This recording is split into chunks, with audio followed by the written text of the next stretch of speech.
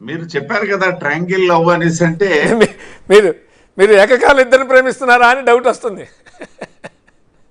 Triangle love లో అది రాదు కదా, ఒకరినొకరు పరస్పరం ప్రేమించుకుంటేనే ట్రయాంగిల్ లవ్ అవుద్ది కదా. అదే కానీ మరి అక్కడ మీరు ఒక్కళ్ళు, ఇక్కడ ఇద్దరు, ఢిల్లీలో ఒకళ్ళు, ఆంధ్రప్రదేశ్ నుంచి ఇద్దరు మిమ్మల్ని ప్రేమిస్తున్నారా అని. ఇది ఇందులో ఇద్దరిలో మీరు గమనించాల్సింది ఏంటంటే, ఒకవేళ ఈ ట్రయాంగిల్ లవ్ అనేది ఇది ఏం కొత్త కాదు. మేము 2014లో కూడా మేము వెళ్ళి ఈ రాష్ట్రంలో తెలుగుదేశం విజయం సాధించడం జరిగింది. మేము భాగస్వాములం అయ్యాము. ఆ రోజు పవన్ కళ్యాణ్ గారు పోటీలో లేరు. ఇప్పుడు ఏంటంటే పవన్ కళ్యాణ్ గారు కూడా పోటీలో ఉంటారు జనసేన. కాబట్టి ఆ కాంబినేషన్ అనేది కొత్త కాదు. రెండవది ఏంటంటే ఇప్పుడు ఏదైతే ఈ కాంబినేషన్ లో పవన్ కళ్యాణ్ గారు నేను మిస్అండర్స్టాండ్ చేసుకున్నారైతే, ట్రయాంగిల్ అంటే నేను జనసేన టీడీపీ కాదు, వైసీపీ టీడీపీ అని. నో వైసీపీతో మాకేం ఎప్పుడు సంబంధాలు లేవు. ఇప్పుడు ఇవాళ కూడా నేను అదే చెప్తా.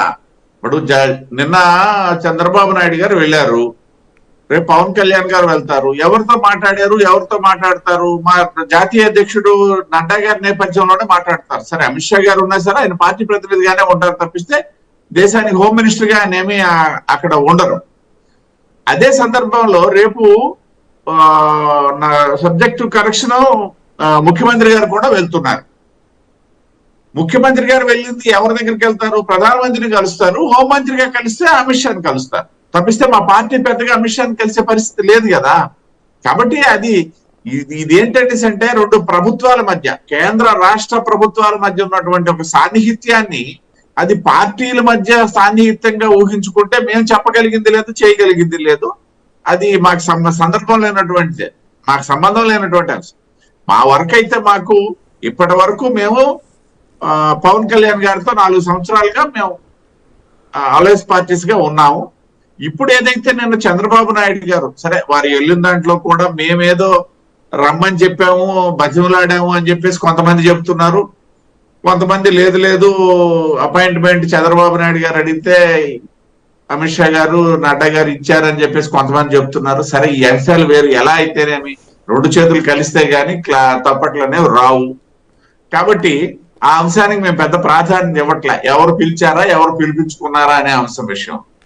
ఇక్కడ ఏంటనేసి అంటే చంద్రబాబు నాయుడు గారు వెళ్ళింది కేవలం పార్టీ అంశాలు మాట్లాడడానికి. ఎందుకంటే ఇప్పుడు ఆయన పార్టీ ప్రభుత్వ ప్రతినిధి ఏమి కాదు, పార్టీ అంశాలు మాట్లాడడానికి వెళ్ళింది. పార్టీ పెద్దలతో మాట్లాడారు.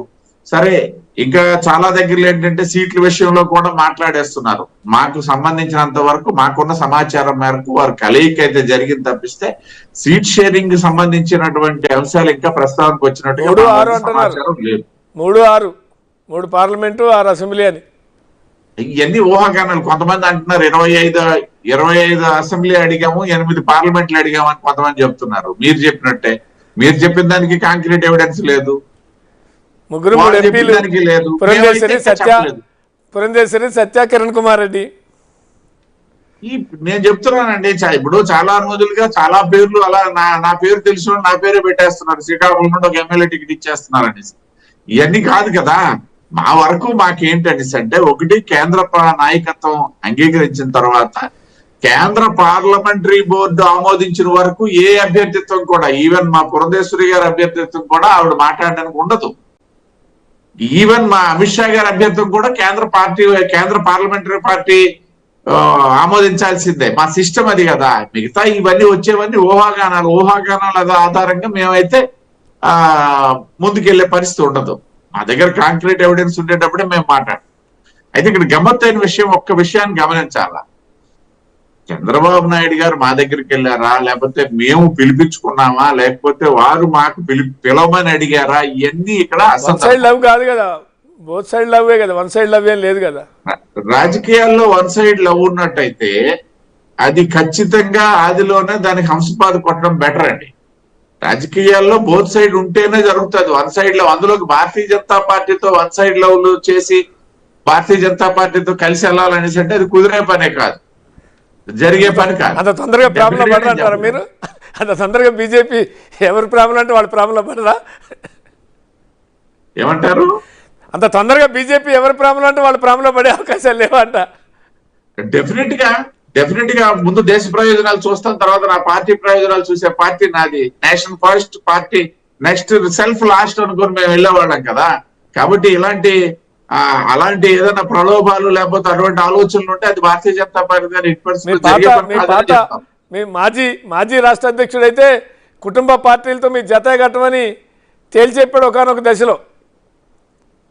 ఆ దశలో ఆయన చెప్పడమే కాదు, మేము కూడా చెప్పాము. ఆ రోజు నేను అధికార ప్రతినిధిగా మేము కూడా చెప్పాము, కుటుంబ పార్టీలతో జత కట్టమని చెప్పాము. కాకపోతే ఏంటనేసి అంటే మా ముందున్నటువంటి ఒక ఎజెండా ఉంది. ఏంటో ఎజెండా అనేసి అంటే మేము 3వ పర్యాయం ఈ దేశంలో అధికారంలోకి రావడం ఖాయము, నో డౌట్ ఎట్ ఆల్. ఎవ్వరికి ప్రజల్లో కూడా డౌట్ లేదు. అయితే మా టార్గెట్ ఏంటంటే మా ప్రధానమంత్రి గారు మొన్ననే పార్లమెంట్ సాక్షిగా చెప్పారు, ఎల్ఐఎస్ పార్టీస్ తో 370, మేము ఇండివిజువల్ గా 330 సీట్లు సాధించి, పైగా సీట్లు సాధించి 3వ పర్యాయం అధికారం రావడం మా ముందున్నటువంటి మా లక్ష్యం. అది ఆ నేపథ్యంలో మాకు విజయం సాధించడం మా తాలూకా లక్ష్యం కాదు. ఏదైతే సంఖ్యల ఆధారంగా మేము నిర్ధారించుకున్నటువంటి సంఖ్యల ఆధారంగా, ఆ నేపథ్యంలో ఇంకొకటి ఏంటంటే దక్షిణాదిలో మా తాలూకా షేర్ తక్కువ ఉంది అన్నటువంటి పదే ఎవరైనా మాట్లాడుతున్నారనేసి అంటే దానికి కూడా ఫుల్ స్టాప్ పెట్టడానికి దక్షిణాదిపై కూడా దృష్టి పెట్టడం జరిగింది. అదే నేపథ్యంలో కర్ణాటకలో ఎలాగో మేము మళ్ళీ అది ఇవాళ వచ్చినటువంటి మీరు ప్రస్తావించినటువంటి సర్వేలో కూడా ఒకసారి చూడండి. కర్ణాటకలో మేము majority seats almost all 90% seats మేమే గెలుస్తున్నాము.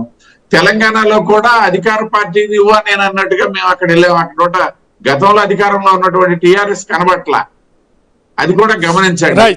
అదే సందర్భంలో పక్కన ఉన్నటువంటి తమిళనాడులో కూడా మేము పెంచుకోవడానికి అవకాశాలు ఉన్నాయి. కేరళలో కూడా మేము పెంచుకోవడానికి ప్రయత్నాలు జరుగుతున్నాయి. వైనాట్ ఆంధ్రప్రదేశ్ లో కూడా ఆ నేపథ్యంలోనే మా ఆలోచనలు ఉంటాయి. ఇండివిజువల్ గా మాకు వెళ్ళడానికి అవకాశాలు ఎంత ఉన్నాయి, పొత్తులో మేము ఎన్ని సాధించుకోగలం అనే దానిపై మా దృష్టి ఉంటుంది. రైట్. సప్తగిరి ప్రసాద్ గారు, అంటే నిన్న మీ అధినేత